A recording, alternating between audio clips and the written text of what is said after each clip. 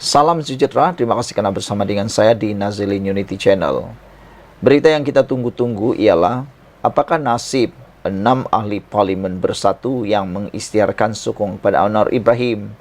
Adakah mereka sudah dipecat, diberikan tunjuk sebab, atau dibuang daripada bersatu?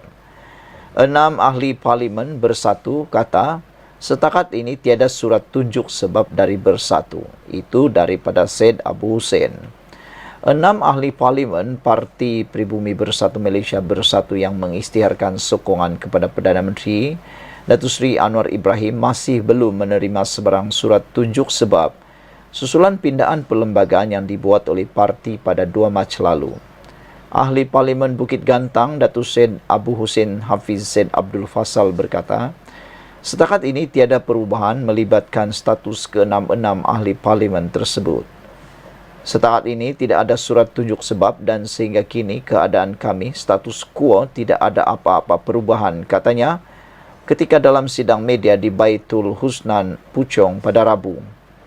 Pada 2 Mac, Perhimpunan Agung Khas Bersatu meluluskan pindaan perlembagaan parti itu berhubung pelucutan keahlian bagi ahli parlimen yang menyokong pihak lawan. Pindaan perkara 10 perlembagaan bersatu akan membolehkan 6 ahli parlimen mereka yang bertindak menyokong Perdana Menteri Datuk Seri Anwar Ibrahim mengosongkan kerusi masing-masing. Selain Syed Abu Hussein, ahli parlimen bersatu lain yang menyokong Anwar ialah Datuk Dr. Zulkafli Hanafi Tanjung Karang, Zahari Kecik Jeli, Muhammad Aziz Abu Naim Gua Musang, Datuk Iskandar Zulkarnain Abdul Khalid Kuala Kangsar, dan Datuk Suhaili Abdul Rahman Labuan. Dalam pada itu, ujar Syed Abu Hussein, ke-6 mereka juga sepakat untuk kekal dengan pendirian, menyokong dan membantu Anwar. Tujuan kami menyokong Anwar atas 2 perkara. Pertama, menstabilkan politik negara, memperkukuhkan Perdana Menteri supaya dapat membangunkan ekonomi dan melaksanakan dasar-dasar kerajaan madani, katanya. Kedua ialah untuk membangunkan kawasan-kawasan kami. Ahli parlimen seperti Jeli, Kuala Kangsar, Bukit Gantang, Gua Musang, Labuan dan Tanjung Karang. Ini matlamat kami dan kami tidak akan toleh ke belakang. Niat kami ialah untuk membantu rakyat dan kerajaan yang telah memenangi pilihan raya dan telah menang majoriti 2/3 majoriti, ujar beliau lagi. Itulah dia keputusan terkini berkait dengan 6 ahli parlimen bersatu yang menyokong Anwar Ibrahim. Kita tak tahu bila mereka akan dipecat, tapi tak dipecat-pecat lagi. Sekian dulu untuk kali ini. Bye-bye. Salam sejahtera, terima kasih karena bersama dengan saya di Nazilin Unity Channel. Ada orang kata, gara-gara Akmal bikin kecoh, menyebabkan kerajaan Anwar Ibrahim, kerajaan Madani, kerajaan perpaduan ini mula goyah. Tapi sebenarnya itu tidak berlaku. Itu hanya pembohongan, kata-kata daripada orang yang mungkin mengharapkan ianya benar-benar berlaku. Ini kata penganalisis, kerajaan tetap utuh walau Akmal bikin kecoh. Beberapa penganalisis berpendapat, tindak tanduk Ketua Pemuda UMNO Malaysia Dr. Akmal Saleh tidak memberi kesan ketara kepada keutuhan kerajaan perpaduan. Hal itu kerana sikap ditunjukkan Exco Melaka berkenan dilihat tidak mewakili keseluruhan partinya. Menyatakan pandangan sebegitu, ahli akademik di Jabatan Sains Politik Universiti Islam Antarabangsa Lau Ziwe berkata, ketika Akmal kelihatan agresif, Majlis Kerja Tertinggi UMNO pula nampak lebih tenang menguruskan segala isu dalaman kerajaan. Sudah menjadi kebiasaan pemimpin pemuda parti terutama UMNO memang seorang yang sangat radikal dan lantang menyuarakan sesuatu isu, katanya kepada Malaysia Kini. Lau memberitahu apa yang dilakukan oleh Akmal ketika ini adalah penting untuk publicity dirinya sendiri sebagai Ketua Pemuda UMNO. Bagaimanapun, pensarah Sains Politik Universiti Sains Malaysia USM Profesor Ahmad Fauzi Abdul Hamid menegaskan, publicity politik Akmal sekiranya diteruskan berpotensi merugikan kerajaan. Katanya, ada kemungkinan besar pengundi akan berasa kecewa khususnya dalam kalangan penyokong bukan Melayu di belakang PH. Pada masa sama, Ahmad Fauzi berkata, wajar untuk Perdana Menteri Anwar Ibrahim bersikap lebih tegas mengawal Akmal agar perbuatannya tidak memburukkan imej kerajaan. Anwar tidak boleh berdiam diri. Dia seharusnya mengajak wakil-wakil parti dalam kerajaan perpaduan untuk meredakan ketegangan yang dicetuskan oleh Akmal. Anwar juga seharusnya meminta Presiden UMNO Ahmad Zain Hamidi untuk mengawal tingkah laku Akmal, katanya. Jika gagal bertegas ke atas Akmal, kata Ahmad Fauzi, segmen tertentu dalam kalangan penyokong kerajaan akan bertambah kecewa dan menganggap kerajaan lebih mengutamakan sensitiviti Melayu. Hal itu perlu dihentikan, katanya, kerana pengundi bukan Melayu menyumbang undi yang besar kepada Pakatan Harapan PH. Akmal, 35 tahun, menjadi perhatian ramai apabila lantang mengecam syarikat rangkaian kedai serbaneka Kekemat, ekoran penemuan stoking tertera kalimah Allah di dua premisnya. Dia nak apa lagi? Dia juga menggerakkan kempen memboikot kedai tersebut. Dia juga menegaskan akan bertindak dengan cara sama jika rangkaian pasaraya Maidin yang menegur kelantangannya bertindak begitu. Ahmad Fauzi berkata tindak tanduk Akmal boleh dianggap melampau, justru wajar dibendung oleh kerajaan kerana isu tersebut boleh saja diselesaikan mengikut lunas undang-undang. Mengambil contoh isu sekolah vernacular yang diputuskan mahkamah sebagai berperlembagaan, kemelut stoking itu juga boleh ditangani dengan lebih baik melalui peraturan sedia ada. Bukankah pihak berkuasa sudah siasat dan ambil tindakan? Jadi dia ni nak apa lagi, katanya. Pensyarah Pusat Pengajian Sains Kemasyarakatan USM Azmil Tayyib berpendapat aksi heroik bangsa daripada Akmal ini tidak akan memberi nilai tambah kepada kerajaan.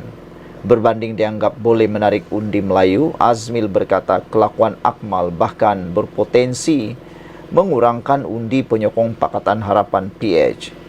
Tindakan ini berpotensi untuk mengurangkan sokongan pengundi PH yang merasakan PH tidak perlu bekerjasama dengan UMNO lagi kerana provokasi-provokasi yang dilakukan itu, katanya.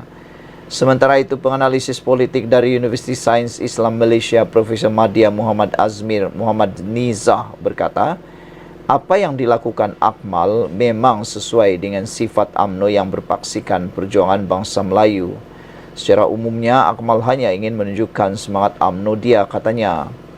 Muhammad Azmir menambah, mesej Akmal juga diyakini tidak akan memberi ancaman kepada hubungan antara parti dalam kerajaan kerana ia hanyalah suara UMNO yang ingin menarik kembali sokongan orang Melayu. MCA dan gerakan banyak kali menyuarakan hak kaum bukan Melayu dengan tegas demi menarik sokongan pengundi mereka. Kita lihat satu ketika dahulu hubungan BN yang diketuai UMNO tetap sangat utuh. Kini PN juga begitu. Konflik di antara gerakan dan PAS tidaklah sampai ke tahap mampu meruntuhkan pakatan itu, katanya. Azmir menambah, mesej Akmal adalah jelas iaitu sokongan kepada usaha reformasi kerajaan. Jangan sampai boleh menggugat kedudukan Islam dan hak istimewa orang Melayu. Sekian dulu untuk kali ini. Jangan lupa tinggalkan komen anda, tekan butang subscribe. Bye-bye. Salam sejahtera, terima kasih kerana bersama dengan saya di Nazilin Unity Channel. Peniaga rugi jual air pun bayar gaji. Ini kan pula Menteri Besar Kedah. Laporan daripada Harapan Daily. Seorang wanita yang bercakap dalam logat Kedah menasihatkan Menteri Besar Kedah, Datuk Seri Muhammad Sanusi Maknor, agar menyelesaikan isu gaji pekerja anak syarikat Perbadanan Menteri Besar MBI Kedah, Kedah Agro Holding Berhad yang tidak dibayar gaji selama 9 bulan. Wanita tersebut berkata bahawa para peniaga pun membayar gaji kaki tangan meskipun berdepan kerugian. Sepatutnya Sanusi bab berniaga itu asing. Tapi bab staf Kedah Agro selagi ada perjanjian perkhidmatan di antara staf Kedah Agro dan MBI, kita kena bayar gaji, katanya. Tanyalah siapa-siapa pun. Orang meniaga kalau rugi pun kena bayar gaji cut staff. Meniaga ayak di bazar Ramadan pun, hari tu hujan, ayak tak laku, pun kena bayar gaji dekat staff. Sama juga dengan staf Kedah Agro, Sanusi. Tolonglah bayar gaji depa. Tapi Sanusi kena ingat, satu hari Sanusi tak jadi menteri besar, orang lain jadi menteri besar. Dia akan ambil alih semua GLC di bawah Sanusi dulu. Kira tak bolehlah salahkan Sanusi, katanya. Wanita tersebut tanggungjawab membayar gaji tersebut akan dipikul juga oleh menteri besar seterusnya pasca Sanusi, katanya. Sanusi dah cuba buat yang terbaik dah untuk meniaga, tapi mesti ada juga yang rugi. Siapa-siapa jadi menteri besar lepas Sanusi pula, dia pun kena bertanggungjawab. Bersedia bertanggungjawab, terima apa saja perniagaan, sama ada untung ataupun rugi, katanya lagi. Kalau dulu dah tahu rugi, kenapa tak tutup awal, katanya. Kenapa tunggu 9 bulan baru rasa nak tutup? Tak boleh macam tu, Sanusi. Bayarlah gaji depa. Janganlah zalim depan di bulan puasa. Kasihanlah anak-anak mereka, katanya lagi. Perkara ini dikemukakan menerusi laman TikTok Malaysia Forward. 3 hari yang lalu, Sanusi mengibaratkan Kedah Agro sebagai lintah darat yang tidak menghasilkan keuntungan. Namun, atas daripada perkara yang dianggap sebagai celupar daripada Sanusi itu, ada seorang UMNO Sungai Petani menemplak seorang ahli Parlimen PAS yang mendakwa kerajaan negeri Kedah terpaksa mencuci dosa kerajaan lama sehingga perlu menanggung masalah anak syarikat Menteri Besar Incorporated iaitu Kedah Agro Holdings. Sanusi hang memang berdosa pasal 9 bulan tertunggak gaji, katanya.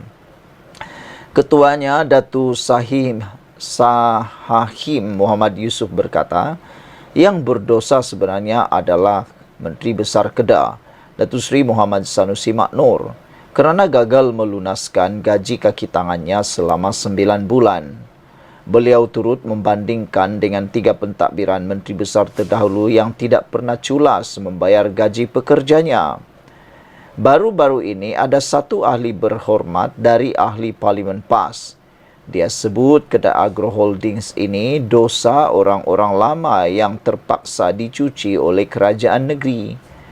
Daripada arwah Syed Razak Syed Sen, arwah Ustaz Azizan Abdul Razak, Datu Sri Ahmad Bashir Mad Hanifah, Datu Sri Mukriz Mahathir, semua berusaha bantu bayar gaji, cari jalan.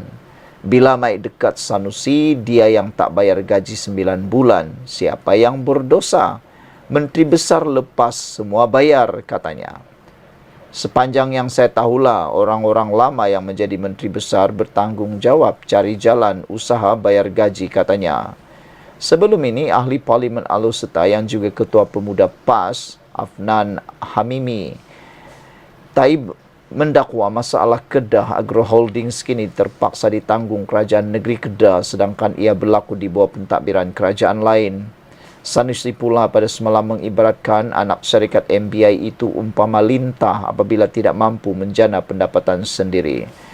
Tujuan tubuh GLC untuk berniaga dapat projek kerajaan untung pulang balik kepada kerajaan. Kalau ada 30 orang kerja dalam itu makan kedara. Sumbang tak pernah, tapi kikis lagi, itu bukan GLC, itu lintah. Saya tak mahu bela lintah, kata Sanusi. Sekian untuk kali ini, jangan lupa tinggalkan komen anda, sila tekan butang subscribe. Sanusi hang memang berdosa pasal gaji tertunggak bukan 2-3 bulan, tapi 9 bulan, kata laporan ini. Tup, dia beli kereta pula, dah 400,000. Tunggakan 9 bulan ini adalah 560,000. Dia pi beli kereta 400,000.